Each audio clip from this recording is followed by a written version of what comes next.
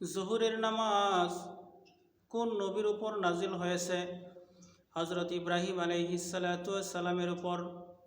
কিভাবে নাজিল হয়েছে চলেন শুনে আসি।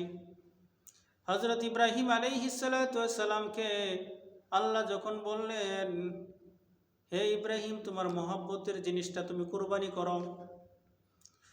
ওনার মহব্বতের জিনিস কি সে ভেবে পাচ্ছে না। তোমার মহব্বতের জিনিস কুরবানি করো, আল্লাহর রাস্তায় তুমি কুরবানি করো। তখন ওনার মহব্বতের জিনিস হলো তার সন্তান ইসমাইল। ইসমাইলকে কুরবানি করবেন। ইসমাইলকে কুরবানি করার জন্যে যখন মাঠে নিয়ে যাইতেছেন, তখন প্রতিমধ্যে শয়তানে তারে ধোঁকা দিল, ইসমাইলরে ধোঁকা দিল। এরকম করে লম্বা ঘটনা আপনারা সবাই জানেন, আমি সংক্ষিপ্ত আকারে বলছি। যখন কুরবানি দেওয়ার জন্য ইসমাইল আলাইহিস সালাতু ওয়াস সালামকে যখন শোয়াইছেন, যখন কুরবানি করলেন, কুরবানি করার পরে কুরবানি যখন করবেন, তখন আল্লাহ তাআলা বেহেশত থেকে একটা দুম্বা এনে দিলেন। দুম্বাটা কুরবানি হয়ে গেল। ওনার চোখ বাঁধা ছিল, চোখ বাঁধা ছিল, কুরবানি হয়ে গেল। তখন আল্লাহর কাছে বললেন, হে আল্লাহ, আমার কুরবানি কবুল হয়ে গেছে। হে আল্লাহ, আমার কুরবানি মনে কবুল হয়ে গেছে। সত্যি যখন চোখের বাঁধন খুলে দেখেন তার কুরবানি কবুল হয়ে গেছে।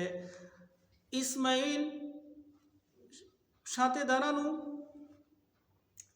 তখন ইব্রাহিম আলাইহিস সালাতু ওয়াস সালাম দেখছেন একটা দুম্বা কুরবানি হয়ে গেছে। তখন আল্লাহ তাআলা তারে জানাই দিয়েছেন, হে ইব্রাহিম, তোমার কুরবানি কবুল হয়ে গেছে। তখন ইব্রাহিম আলাইহিস সালাতু ওয়াস সালাম অনেক খুশি হয়ে গেলেন। খুশি হয়ে ওইখানে শুকরানা হিসাবে 4 রাকাত নামাজ পড়লেন। 4 রাকাত নামাজ পড়লেন। ওই নামাজটা আল্লাহ তাআলা কবুল করে ফেললেন। সেই নামাজটা আমাদের জন্য ফরজ হয়ে গেছে। সেই নামাজটা আমরা জোহরের নামাজ হিসাবে এখন পড়ি, কিন্তু কোন থেকে আসলো এটা আমরা জানি না। আজকে জানলাম ইব্রাহিম আলাইহিস সালাতু ওয়াস সালামের উপর ওই জোহরের 4 রাকাত নামাজ হয়েছিল। কেননা কবুল হয়েছে দেখে জোহরের নামাজ হয়েছিল।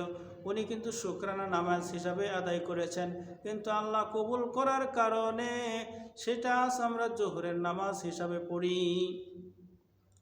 এজন্য আমরা জোহরের নামাজটা হযরত ইব্রাহিম আলাইহিস সালাতু ওয়াস সালামের উপর আসছে, এজন্য আমরা জোহরের নামাজ পড়ি। এজন্য আমরা জোহরের নামাজ কেউ মিস করব না। আল্লাহ তাআলা যেন আমাদের সবাইকে নামাজ পড়ার তৌফিক দান করেন। আমিন।